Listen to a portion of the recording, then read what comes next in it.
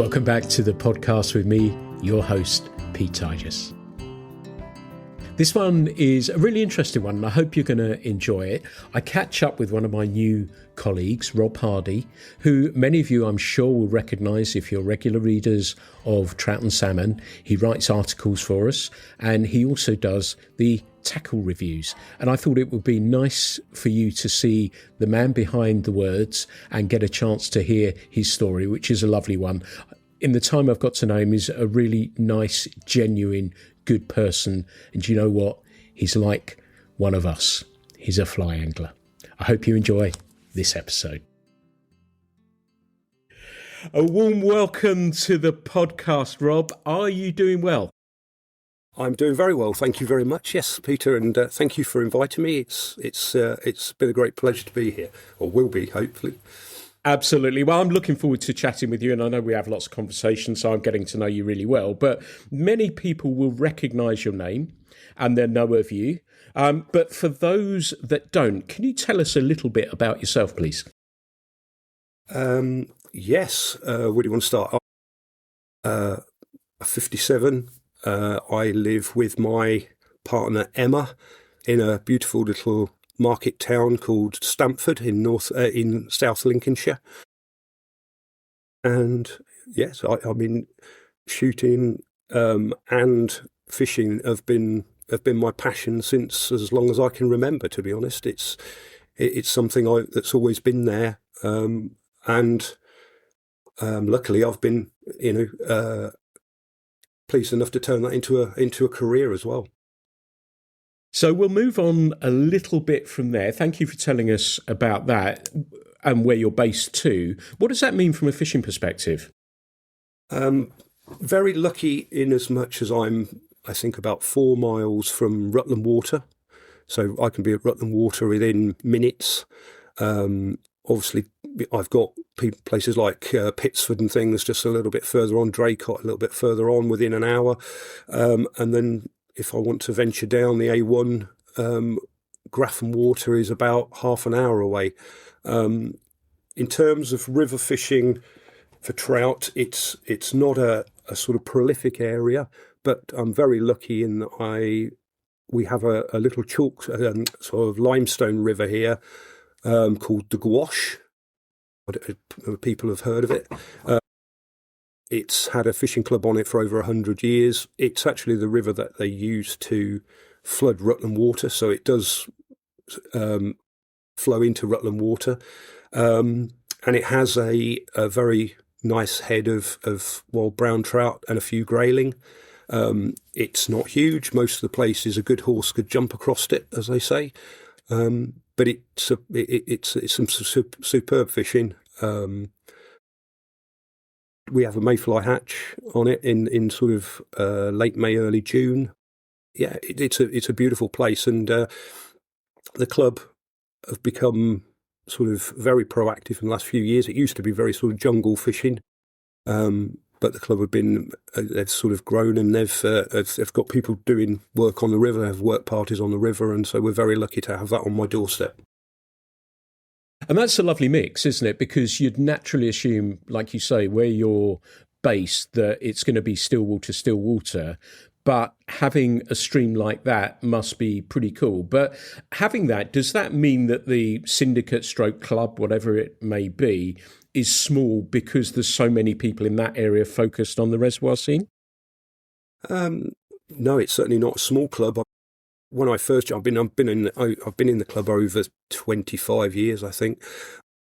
When we first started, it was 50 members, so reasonably small. It was kept to that sort of size, and that was, as I say, I think a lot of that was because the river, a lot of it was very sort of overgrown, and certain stretches were real sort of jungle fishing, and so the members that were there tended to go towards the more sort of accessible places.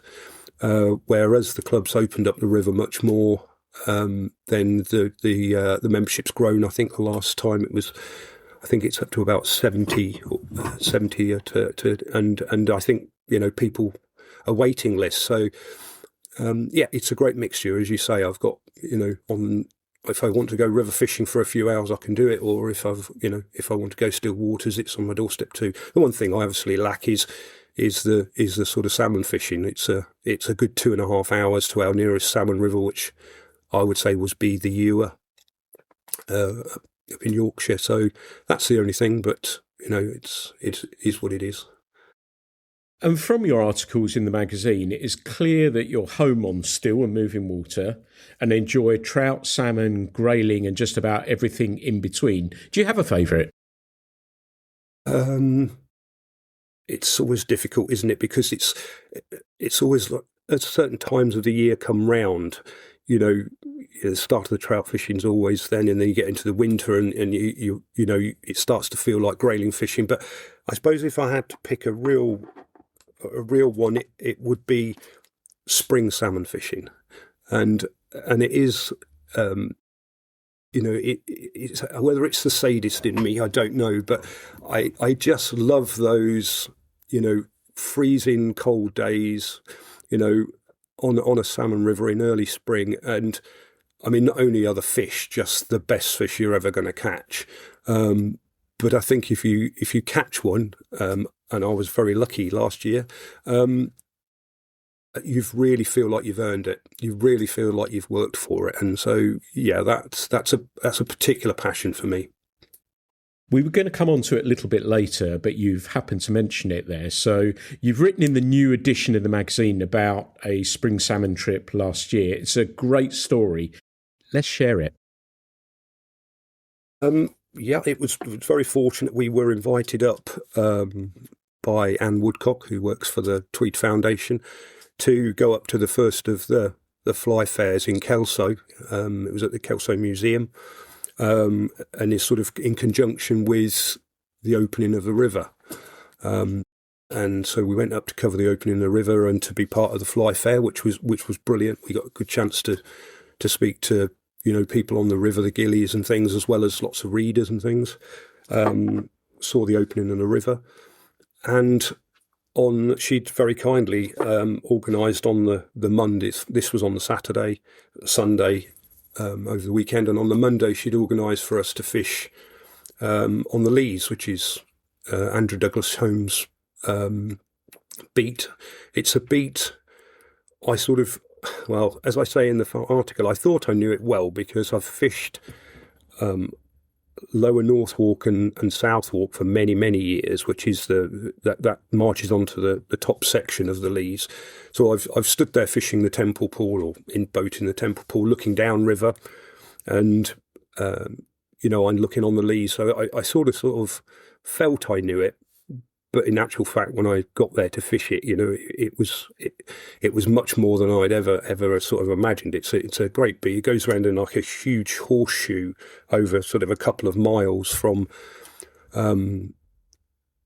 sort of, well, as I say, when it marches on at the Temple Pool at the top, and then right round to almost into Coldstream.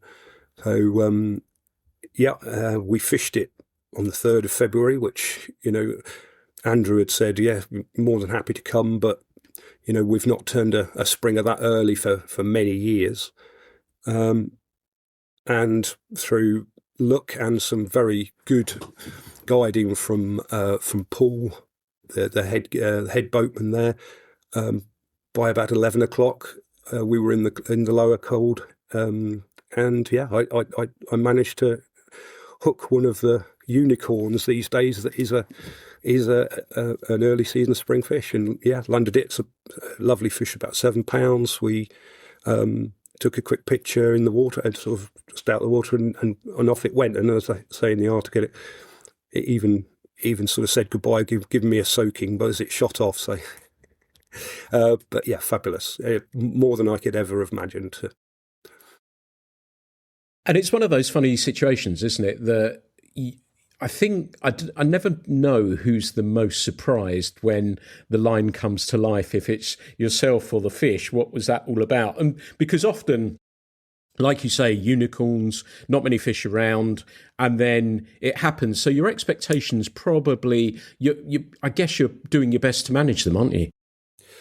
Yeah, absolutely. I mean, I think spring salmon fishing, certainly that early, it's all about all you're concentrating in, or for me anyway, all I'm concentrating in is to put in a good cast, make sure the line swings sort of covering the water slowly, trying to slow things down or whatever, and just make sure that you're fishing the water well. And then if something happens, then you're very lucky. But more so to salmon fishing in general, I think, is these days it's never been about catching lots of fish. I mean, in years gone past, that's been a possibility. These days, not so much.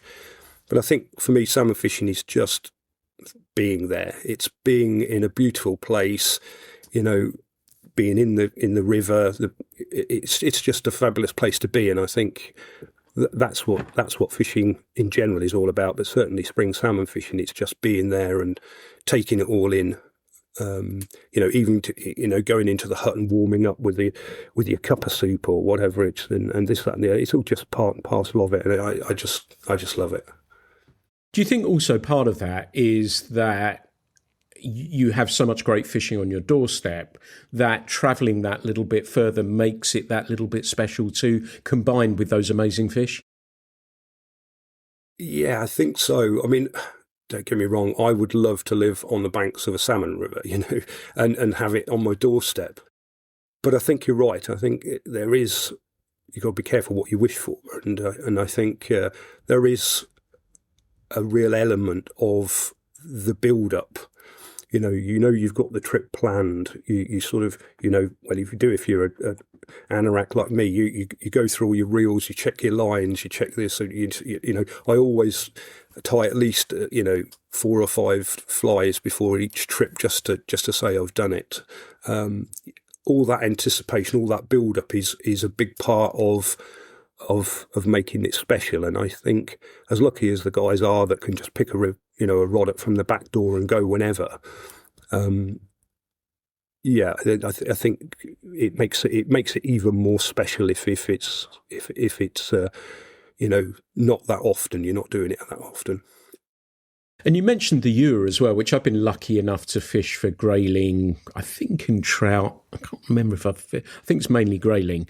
But that's certainly been a success story, I sense anyway, over the last 10, 15 years. Would I be right in thinking that the runs seem to have improved there? I don't, without looking at figures, I wouldn't actually know from a figure point of view. I know it's one of those rivers where, given the right conditions, the salmon fishing can be good. They do have some good spring fish there. I've seen some pictures of it. I haven't been lucky enough to catch one myself, I have to say. And the other thing about the ewer, of course, is it turns up some very big fish. If you do hook a salmon on the ewer, you've got every chance that it's going to be a big fish. Yeah, it's something. I've fished it for trout, I've fished it for grayling. I have fished it for salmon. I've never been lucky enough to catch one, but yeah, that would be a bit special. I think a Yorkshire spring salmon would be very special. And it's that time of year, isn't it, right now, that we're thinking, we're dreaming, we're planning, and in our mind's eye, that spring run's going to be absolutely amazing. You never know, it might be as well, but it doesn't. I think you have to be an optimist being a salmon angler, don't you? I think you have to be an optimist to be an angler at all, don't you? We do if you fish like me, anyway. But yes, you do. Yeah, and as I say, I think it's easy to say. I've been fishing a fair amount of years, and I would say yes, there was certainly salmon. There was more salmon about when I first started, but I've never really sort of lived through those halcyon days of catching lots. I've had a few good days where I've caught a number of salmon, but as I say, it's for me, it's the experience, it's being there, the place where it is, the whole thing about a big rod in a big river and the casting and the whole thing. It's just, and you've just got to learn to, I think, enjoy every aspect of that. And if you get a fish, then it's a bonus. Yeah, absolutely. Let's go back to trout for a moment before I'm going to look down your timeline, your fishing timeline shortly. Coming back to your home water, and let's talk about the reservoir thing. How does the reservoir scene feel to you as somebody who's pretty close to it at the moment? In good shape? Yes, it's in very good shape. I mean, I'm just writing a piece, as you very well know, about Grapham and one of the angling clubs there. And just to think about Grapham, I think one of the things I've said in the article is, Grapham was part of the sort of, if you like, the halcyon days, the golden era, if you like, which is probably seen to be stillwater trout from the 70s and 80s. But actually, it's one of those waters that could well argue that it's probably fishing better now than it's ever fished. And that's for, obviously a number of reasons, the main one being the invasive shrimp, which has not only made the fish, well, I mean, Grapham fish were always great, but they are absolutely stunning now. I mean, the rainbows are stunning. They grow to, a great size in a very short space of time. And it's extended the season right into the winter. I mean, they're doing the Shrimp Masters right up into January and still catching fish. And because of the shrimp and the shallow water, they're catching them from the bank. So you've not got a sort of, it's not sort of boats all out in the middle. You can just wander the banks and catch these stunning fish.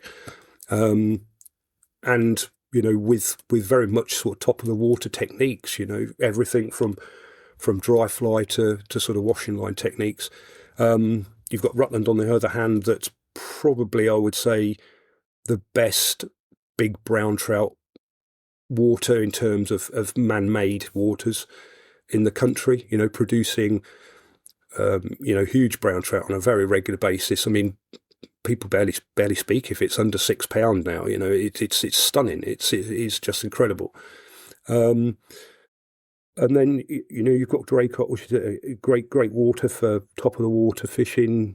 Really, really sort of interesting fry, end of the season fry stuff. I guess the only disappointment from a local basis or stillwater angler basis is, losing things like Ibrook, which I absolutely loved. I mean, I've had some great times on Ibrook. Spring buzzer fishing was stunning there. Very pretty water, nice water to fish. So with the waters that we've got, yes, healthy scene. I'm not sure the footfall is what it was, but that's, things like the matches and things there are still well oversubscribed, so it's got a thriving scene there. But yeah, the loss of some of those waters is a shame. Yeah, absolutely, it is. I wanted to learn a little bit about your fly fishing history. And where did you start, and when did you start fly fishing? It's an interesting one, really, because I began fishing because of the area I came from, which is not Stamford, actually. I'm just slightly close to the edge of the fens. My fishing career started very much as coarse fishing the fen drains for tension things through the summer and pike and things through the winter. And in the day Angling Times, I used to read Angling Times, and there was that was very much more of a sort of mixed thing as in those days, because when the seasons changed, they would cover trout fishing and things, which I guess they still do, but to maybe a lesser extent. And it was a branch of the sport I'd always looked to sort of take up one time, or try at least. And my parents had a touring caravan. We used to go away at weekends and things. And this one particular time we went to, it was only a relatively small sort of caravan park down in Norfolk, of all places. And not, if everybody knows Norfolk, it's not renowned for its trout fishing. And they had a series of lakes on this place. And I being an angler, you're, drawn to water. So off I went. I guess I would have been about 13 at this stage, and off I went, sort of walking these waters around these lakes and things. And I think majority of them were carp lakes, but one particular one at sort of centre of the place was a trout lake. And I wandered around watching these guys sort of, casting away. I wonder how they do that, without any sort of weight on the line. I didn't understand much of it at that stage. And I stood on sort of peninsula watching this thing, and this chap turns up, and we start to talk about it. And it turned out he was the bailiff on there, and he said to me, "Are you interested?" And I said, "Yeah, I love all types of fishing, but I've never fly fished." And he said, "Well, have a word with your parents, and if it's okay with them, meet me back here tomorrow, and I'll let you have a go," sort of thing. And that's exactly what I did. And I remember my sort of dad following me down at a sort of a distance, but obviously just sort of thought, "I'll check this out and make sure everything's okay." And yeah, he sort of he brought down a fly rod, and away we went. Basically, he showed me how to cast, let me have a go.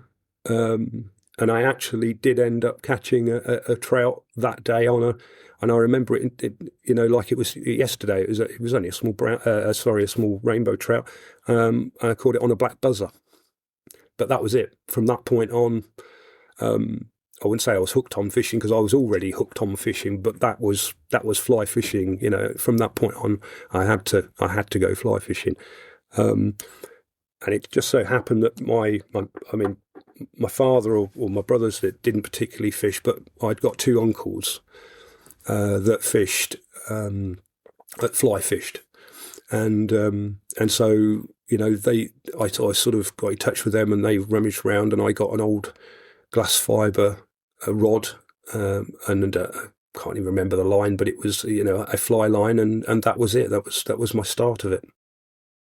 What a lovely story. And those things, I think, in our little community still go on, where people are helping others to get into it, spreading the word, as it were. And that's that, I'm same as you, that traditional starting on a still water, learning to cast, catching a fish. And then that is like you say so clearly, that it's that starting point, isn't it, that sends you on that journey and enthuses you and inspires you. And as you progress, did that mean the course fishing stuff went a little bit into the background, or were you doing both of them side by side? In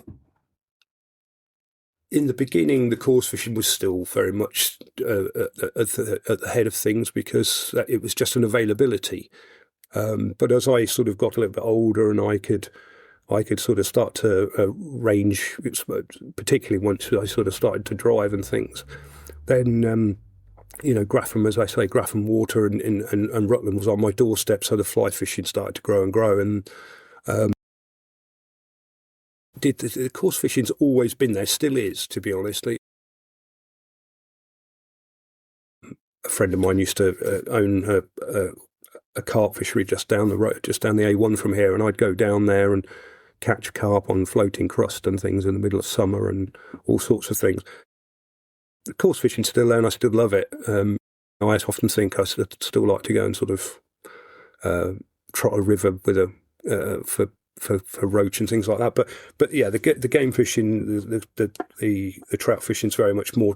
It's taken over the years, and that's partly obviously due to the fact that I've been working on the magazine and had an opportunity to try some of the fantastic places that we have in the UK.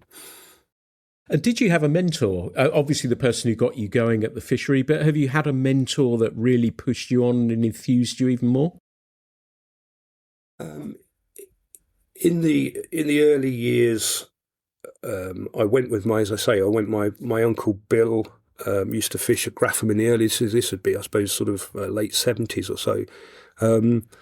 So I fished. I remember fishing with him a couple of times. As I say, he gave me some tackle and things. But I guess I didn't really have a mentor in such.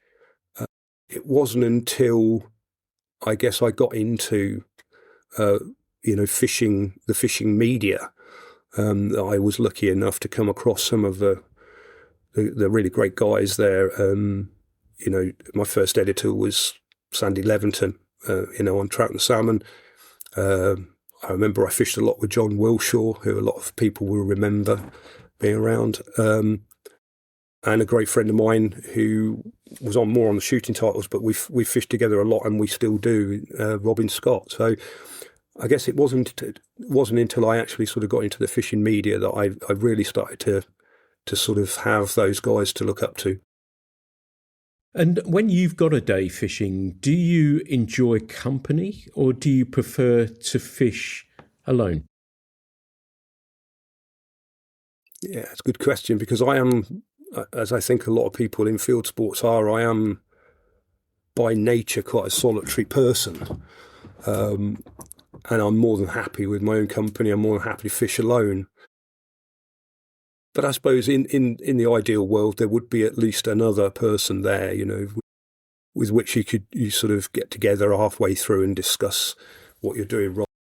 Can you tell me that, are you somebody who, because you've got, during the day job, you got people like me banging on, but do you like to grab a few hours, or do you fish hard? You say, right, I'm going fishing for the day and I'm going to fish hard.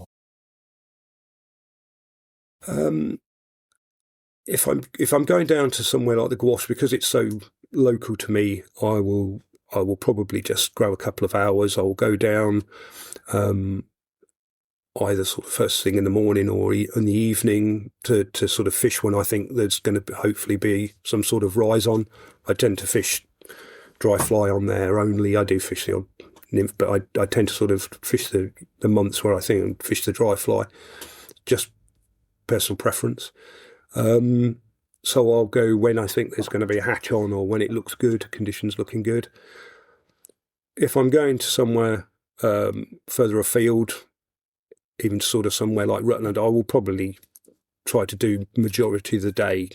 Simply the fact that, given the opportunity, I don't get that many opportunities to fish, believe it or not.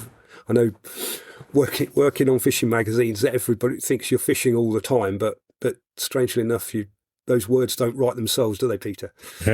Sadly. And, so I spend far more time sitting in front of a computer screen than I ever do fishing. So when I do get an opportunity, I try to make the most of it. You said something interesting to me earlier about the carp and bread and all that sort of stuff. But have you become interested? Have you done much of some of the more sort of, I guess, I'm going to say esoteric, but they're species that are becoming bigger and bigger part of our interest in fly fishing? Carp, bass, pike, mullet, chub. Have you sort of looked at some of those things yourself? I have, yeah. I've been lucky enough. I did a couple of bass fishing sessions with a good friend of mine who many of the listeners will know, Alan Shepherd, who used to work at Farlow's, now has his own tackle company, Rockmax. So we fished for bass together. The carp, I have caught a couple. Not the fishery that my friend owns isn't ideal. It's very much more sort of old world gravel pit with sort of trees around. So it's much more sort of sneaking around through the reeds and things like that than it would be fly fishing. The one thing I really have done and absolutely love is pike fishing on the fly. It is one of my favourite things to do, certainly through the winter months. I've been lucky enough to catch some nice perch and things. As part of that, I caught a 4-pound chub actually on a clouser, and that was in one of the local rivers. That was a bit bycatch, but it does show you how predatory they are. Took a clouser minnow, but the pike fishing is a real thrill. I love it, and I know I've got the huge sort of reservoirs on my doorstep that produce, will or can produce huge fish. But actually, from my own personal thing is I still travel out to some of the rivers and fen drains, which are a lot smaller and a lot more personal. The fish obviously are not what they used to be there. The fen drains were far more prolific in terms of pike and big fish, but they've still got a lot of fish there. And I think the reason I like that is because it's so visual. Through the winter months, if we get frost and things, it knocks a lot of the water, weed and colour out of the water.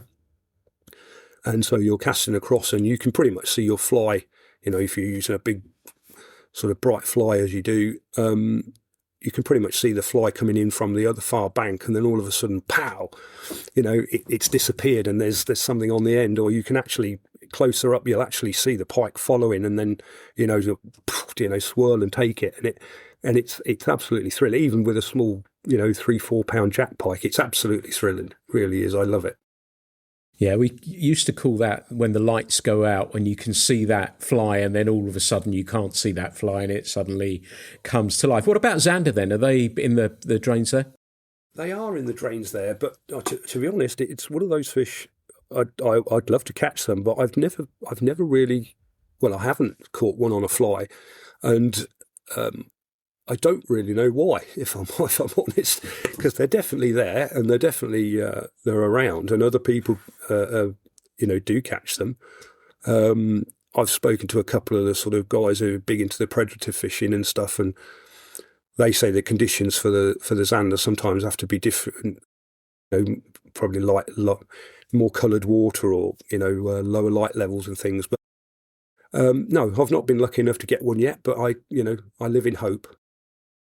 Keep me posted with that, and I reckon there's an article in there as well. So I wanted to move on to the day job now, because I think listeners are going to find this really interesting. But were you always going to be involved in publishing?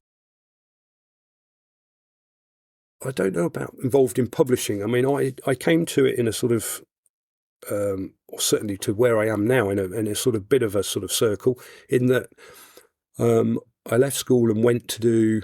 I was very into art, and all through my school years, and I left there, did a foundation course, which sort of, for those who don't know, it's basically an art course where you get a chance to do a bit of everything from painting, sculpture, ceramics, and the whole idea is that you then sort of decide to specialise, and I decided to specialise in graphic design, so I went off and trained to be a graphic designer. And that was my sort of route into publishing. This area is quite a famous publishing area because of the EMAP sort of contacts, and in there, EMAP still had several offices around this area, and I joined EMAP, and that was how I got into publishing. Really, my first job was on Trout Salmon, as I said, with Sandy. And I was the designer. In those days, I designed the magazine for a few years, moved on to a shooting magazine. And yeah, that was the sort of route in. And strangely enough, even though I left, I moved to London to work for another publisher called IPC, which was a very big publisher at the time. I spent some time in London, and then left there and started up with my then partner. Started up my own advertising and marketing agency, which I ran for about 10 years. And we were lucky enough to be one of the top 100 companies or advertising companies in the country. And after finishing that, I'd always been in touch, as I say, with the guys, Robin, Sandy, and obviously Andrew Flitcroft being another one who I met at and I remember Andrew phoned me up it was September, and he phoned me up and said, we'd always fished together in the years, intervening years, and I thought he was just phoning up to say, do you want to go on another fishing trip? And he actually said, have you ever thought about coming back to magazines? And I thought, I hadn't, but yeah. So I ended up rejoining Trout and Salmon, and this time not as a designer, but as a writer. It's fascinating, that story, because I often talk about people being creative. And I know when we first talked and I said I was a fan of your writing, and it comes through. And is writing another form of expression, creative expression? Yeah, totally. It is for me. I guess I always see it as trying to paint a picture. You're trying to paint a picture of that day or that fishery. You're just doing it in words rather than in splodges of colour. I find it a very good creative output. I hope that comes across in the words. but yes, it's something. I mean, while I was working on the shooting magazine, that was my first sort of drift from the design side across to the word side, because I used to go down to Kent to a gun dog trainer down in Kent, a chap called Tony Price, Tawny Hill Gun Dogs, and I used to ghostwrite his articles. So for those outside of publishing, ghostwriting is basically he would talk to me and I would write it, but in his words, if you like. Try to keep it as honest as I could to the way he would have said it. We ended up writing a book together on gun dog training, and so that was my sort of lead into words rather than pictures, I guess. Was that an easy transition? It was to a point. I think I've always enjoyed telling a story, as it were. But actually, crafting the way you write, if you like, and I'm not suggesting I've mastered the art by any stretch of the imagination, but I think that it's been a long process, and I think if you're learning anything, and if you bother about what you do, you never stop learning. You never stop trying to sort of hone that. It was and it wasn't. It was brand new. It was something I knew I had to get better at and master, and I've tried to do that. Another interesting point you make there as well, because we all have our own voice, don't we? And sometimes I'm sure you're sent them and I'm sent them, that people send you what they think an article should be, and I want them to have their own voice. And everyone has their own style. My style and your style are different. And everyone has their own voice, don't they? And that's a really important thing to remember, isn't it? Absolutely, yeah. I mean, I think all creative people are magpies to a sense. You gather your information, or you gather your style, or the thing you take, the parts you like and the parts from various different. So to say that you're completely original, I don't think anybody's completely original in terms of that. You're always feeding off some other things that you're picking up. But yeah, you do see people who sort of they read a book by a certain writer, B.B. Hemingway or whatever it may be, and they think, oh, I'm going to write like that, and when you find that it's very difficult, because those guys were very skilled writers. The other thing is just how much of you comes across in that, and I think, as you say, I think it is important for you to tell it in your own words and in your own way, and hope that the reader follows that journey. Nicely put. I guess it's kind of, as a terrible musician, it's kind of similar, isn't it? That chord patterns, whatever they may be, you can see those influences. And funnily enough, I just reread for however many times The Old Man and the Sea just recently. And you get, it may be subconscious, but you get inspiration, don't you, by reading amazing writers like Hemingway and some of the others that you mentioned there, that probably just plants a little bit of a seed, doesn't it?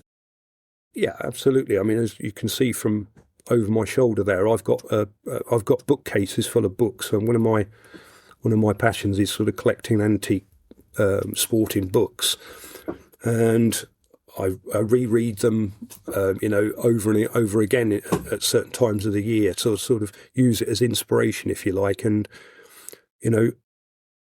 everybody there, has something, and you take something from, and it's not a case of trying to copy it.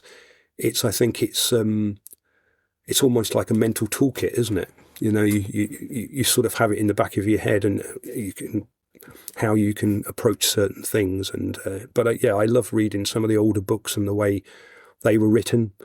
I wouldn't particularly say I'd write it like that myself, but it's still a pleasure to read them. Absolutely. Do you still get a thrill when you pick up a magazine that has a piece in it from you? Absolutely. Yeah, I'm to be honest, I pick up a magazine and open it, and if I see my name in there, particularly, not so much a picture, because I don't particularly want to see pictures of myself, if you like. but certainly if I see my name on a piece, it's as much as a thrill as it ever was. It's such an honour really to have that chance and to be able to put your name to something that's actually in print. Yeah, I'm still surprised I actually get a chance to do it, if I'm honest. Keep on rocking, man. Keep on rocking.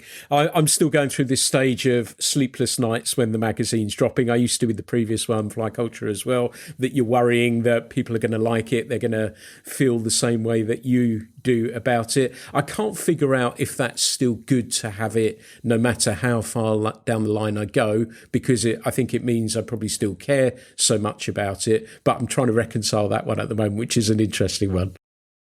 Yeah, absolutely. I think it's a bit like fishing, isn't it? Going back to the fishing thing, if I've got a fishing trip planned, I've been fishing since I was, as I said, early teens or even smaller than that. Years and years of it, I've done, lots of it sort of for a business, if you like, for work now, although I never really consider it work. But if I've got a fishing trip planned, I very often won't sleep the night before. There's still that excitement there. There's still that sort of butterflies in the stomach thing, and it's a bit the same with a new magazine coming out. I think if you lost that, then maybe you'd have to question whether it was time to pack it up. Yeah, nice answer. You also write the tackle reviews for Trout and Salmon. I'd love you to tell listeners your process and what you think about when deciding what to select or review. Process is, obviously, in choosing the items, one, I think they've got to be something I think people are going to be interested in. If it's it's usually a new piece of tackle, so I'm trying to introduce new pieces of tackle and give people a good idea of what they are before maybe they've seen them. And to a point, the price does one of the things that's always been levelled at Trout and Salmon, and I suppose that includes that's me, is that we only pick expensive tackle. It's always expensive tackle. Well, that's not particularly true, because I try very hard to always try to get a balance, not only in terms of brands and discipline. So I'll always try to get good variety of brands and a good variety of things for trout fishermen, salmon fishermen, grayling fishermen, and obviously stuff that crosses over each. But I also do always have in my back of my mind, that everybody can't afford £1,000 rod, and I do try to get a good mixture of prices, entry levels, whatever. But at the same time, tackle, the development and stuff that goes into tackle isn't cheap, and therefore the prices are high, and I can't really change that. All I can do is try to, as I say, try to get a balance of across the board. In terms of how do I approach the tackle testing, I only ever think of myself as a fisherman. I'm not an expert in terms, not in my own mind anyway, and I just approach the testing as a fisherman. Would I want to fish with this? Does it do what it says on the tin, and is it going to give me or anybody else that picks it up a good experience? Is it going to last? Is it up to the job? Is it good value for money? All the things that a fisherman would look at. So that's all I am really. It's just a fisherman. Is it exciting seeing all this stuff that's about to hit the market before anyone else does? Absolutely, yeah. As I say, I feel very privileged to be able to not only just see it, but even to fish with it. It's a great privilege to be able to see it, and I guess one of the biggest privileges is be able to talk to the people who have worked on that tackle. That's what I find. I find fascinating the thought process. So if I'm talking to Scott McKinsey, when he's done a rod or one of the other designers on the reels or whatever, it's fascinating to just see their thought process, how they went about it, and what they were trying to achieve. Howard Croston's a fascinating guy to talk to. If anybody ever gets a chance to have a conversation with him, and how he goes into the sort of designing tackle and things like that, it's almost like sort of a Formula One racing car. Like that a lot. Let's move on to your fishing again. And have you travelled with a fly rod much overseas? Yeah, I have. I've been very lucky. I've fished. You call it overseas. I've fished in Ireland quite a few times. Every other sort of year, we go over there and try to do features and things. But further afield, I fished in Mexico and Belize, and also down in the Florida Keys, all for saltwater fly fishing. And I have to say, it's a massive thing for me. I absolutely adore it. It's not just the fact that you're wading through thigh deep sort of warm water on a salt flat, but the buzz that you get when you hook even a small bonefish. I remember the first bonefish I ever caught out in Belize. The line tightened up and this thing zizzed off, the reel spinning so fast, and the guide saying, "Don't try to stop it, otherwise it will just..." And the line goes flying off across the reef, and you play it back and off it goes again, and you finally get it in, and you look at it, and it's not, it's smaller than a trout that you would catch at Grapham, but and you think, how has that managed to do that? But they are absolutely stunning things in stunning places. Mexico, I fished there. That was more. I actually went in the first instance. My main thing was to try to catch a rooster fish. I'd seen these amazing fish, with the combs and the stripes, and it was like, I've got to try to catch one of those. And as it was, I was fishing from pangas and things, and as it was, I only actually hooked one and lost it almost immediately. They are very tricky things to catch. You just basically can't strip fast enough to fool them. You start to strip the fly and you'd see these combs come up and they'd come bursting after the thing, and he's going to take it, and they'd get that final place and they'd just turn away, and they just think, "You're not fooling me that easy." But while I was on the trip, I was very lucky. I ended up catching some nice dorado, mahi on the fly, yellowfin tuna, queenfish, an array of different stuff. Everything basically, other than what I wanted to catch, really. But it's another good reason to go back and try again. Absolutely, roosterfish are just the most beautiful fish I think I've ever seen. Yeah, they're certainly stunning. I mean, saying that, the mahi, I couldn't get over. The colours in the water. The particular the way we're doing it is you'd just go offshore. The place I stayed at was mainly lots of American guys fishing for big yellowfins, mainly with bait. And they actually got a reputation because I'd turn up on the dock in the morning with my sort of 2 fly rods, a sort of a 10 weight, 12 weight, or whatever, 9 weight. And all the American guys, it's that crazy English guy with the fly rods, which is nice. It was a sort of broke the ice, and I met a lot of nice people, which again is something about fishing abroad. You just get to meet people fantastic from all over the world. And so we'd go off, and we'd buy these sort of a bucket of sort of small. They call them sardines, so I think they're flat Highland herrings, really. And they drop them in the live well, and every sort of bit of floating debris or buoy or whatever, he would just take a few of these poor little fish and throw them into the water, and it all sort of grouped together. And if there was no reaction, we'd move on. And of course, every so often he'd throw a few of these fish in, and you'd just get this flash of green and yellow. And it's like, there you go, get the fly in the water. And then, of course, as soon as you set the hook, they're just in the air, doing crazy stuff in the air, which is, just amazing. You close your eyes and you can see it now. Perfect. Love that. What about tarpon? I did tarpon down in the Florida Keys.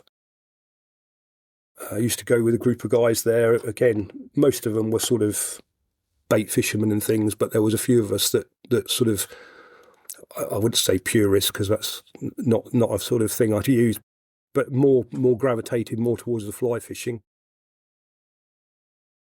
And I did catch a couple of small sort of, the sort of more jungle, if you like, on the edge of the mangroves and stuff in Belize and things. But I've never had a really, really big one, sort of 100-pounder. I did hook one and lose it again. Seems to be a running theme with me, doesn't it? I hooked one in one of the channels in Belize, and immediately this thing shot out the water, and that was an eye opener. I mean, the fish was sort of 6 feet long, and it's in the air, and you think, how can I possibly be attached to that? And I wasn't, because when it landed, I was no longer attached to it. But yeah, just the vision of it was just spectacular, and that from that day on, that's drove me to go back and try again and again. Very, very good. So tell me, what is your dream destination? I'll tell you what, because it seems to me as though when you want to go abroad, it tends to be saltwater. But I'm feeling really generous today. So give me a freshwater dream destination and a saltwater dream destination. I suppose saltwater. I mean, I'm at one stage I am planning to try to go and fish Ascension Bay in Mexico again. But I suppose if I had a saltwater dream destination, then it would be one of the sort of islands out in the Indian Ocean, I guess, somewhere like Farquhar or somewhere like that. Be just purely because of the size and the sort of different species. Things like, I've never fished for GTs, so I'd like to try for GTs and obviously things like milkfish and things like that. In terms of freshwater, more difficult, because would it be something in Australia or New Zealand, or would it be sort of salmon fishing out in one of the Scandinavian or Finland or Norway or I'd probably say I would love to go to sort of Australia and New Zealand and try some of the stuff out there. I mean, obviously the brown trout fishing in New Zealand that I've read about sounds absolutely spectacular. But even stuff, some of the other stuff in Australia and things, just to try something different, I think would be great. Nice choices. How does Rob fly fishing look and feel to you right now? I think fly fishing is in a good spot. I think we've we have a good following. There's so much diversity in fly fishing. That's what I like about it, as we spoke about earlier. Whether it's fishing for saltwater, I've never actually fished for mullet. For all my saltwater fishing, I read about guys fishing for mullet in this country, and that it's like sort of bonefish. So I think there's lots of things.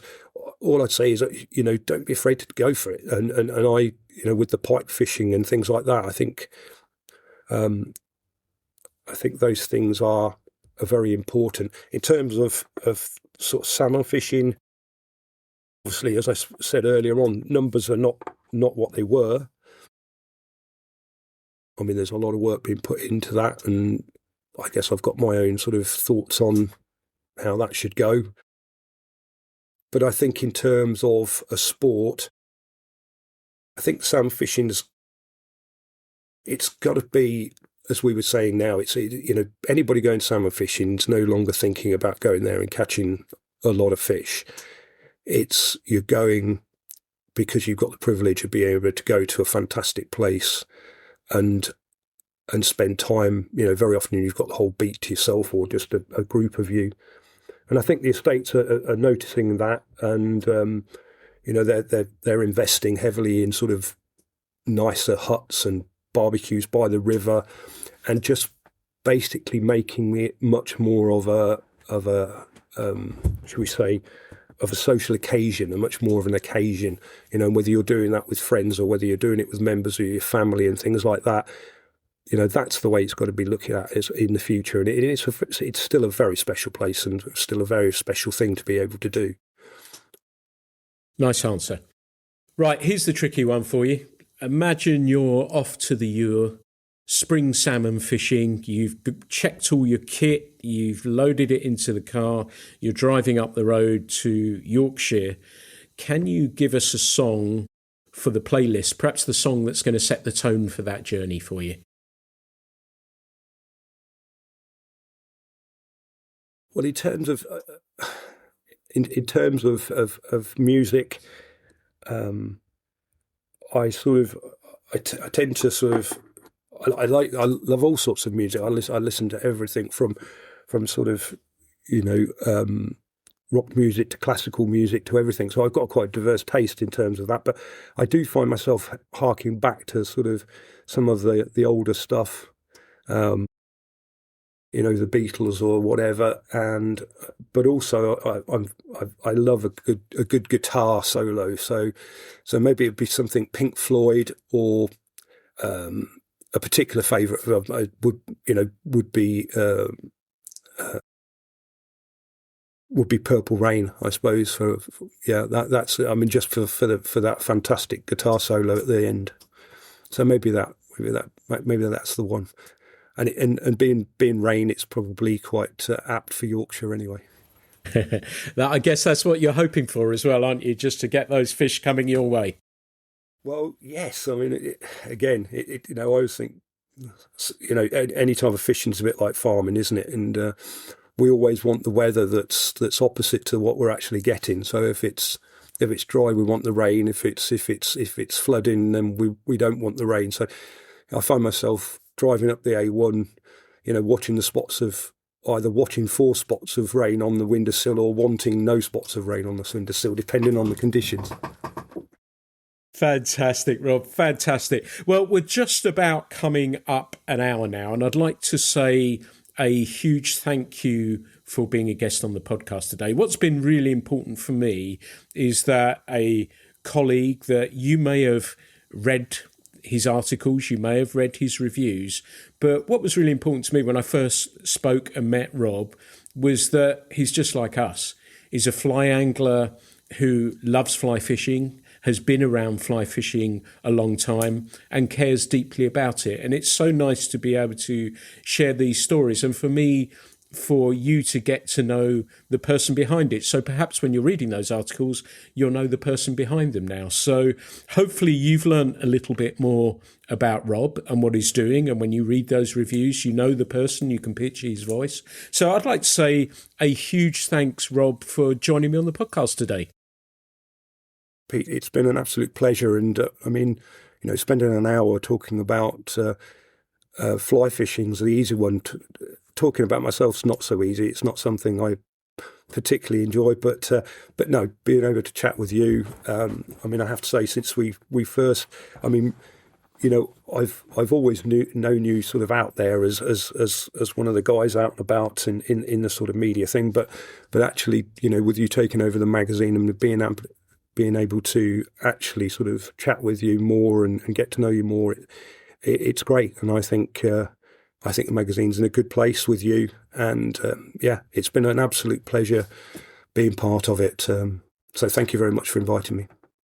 Thanks so much indeed, Rob. I'm sure we'll be speaking in the week. And so, everyone, this has been another episode of the podcast. I hope you've enjoyed this chat as much as me. I'm going to put my work hat on for a little bit because I know I've had so many people, and thank you so much for the kind words regarding the magazine. You know, I never ask for you to share pictures. I never ask you to say nice words, anything along those sorts of things. And it has meant a hell of a lot to me. It really has. And I'm doing everything in my power to bring you a magazine that I hope you enjoy and look forward to each month. I'm trying my best to change content in there to make it interesting for you. So if you fancy giving it a go, fantastic. If you do, Claire told me the other day that if you type guest 26 into the website, you get 20% off. So that's my gift for you, should you want it. If you don't want to, absolutely fine as well. But thank you again so much for listening to the podcast today. Thanks for listening to the Fly Culture podcast, brought to you in association with the voice of game angling, Trout and Salmon, where Pete is the editor.